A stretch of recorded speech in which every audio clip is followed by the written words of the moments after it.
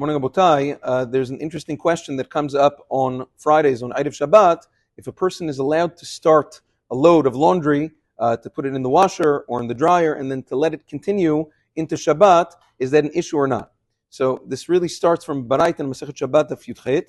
The Gemara brings down that although, in theory, all of any melacha that a person starts from Eid of Shabbat is allowed to continue into Shabbat. For that reason, if a person turns on his sprinklers on his lawn before Shabbat, it's allowed to let it continue into Shabbat. There's no issue because you're not doing any melacha. The Gemara, though, discusses in a Baraita, what's the halacha with regards to a mill? Yeah, is a person allowed to put wheat into a mill before Shabbat and allow it to continue working to grind the wheat into Shabbat? The Baraita says it's asur. There's a machloket in the Gemara if this Baraita is actually la halacha or not. Is this Baraita unanimous according to everybody, or is it subject to a different machloket bet Shammai u bet Hillel, whether or not noise making, maybe a mill is different, rechaim is different because it makes a lot of noise.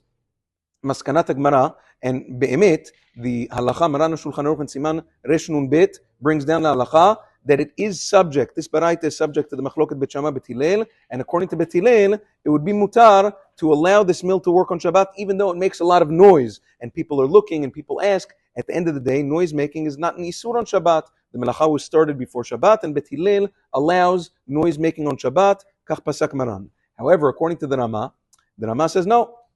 He says noise making technically is asur on Shabbat unless there's a situation of great financial loss, in which case a person would be able to start the melacha from before Shabbat, even though it makes noise into Shabbat.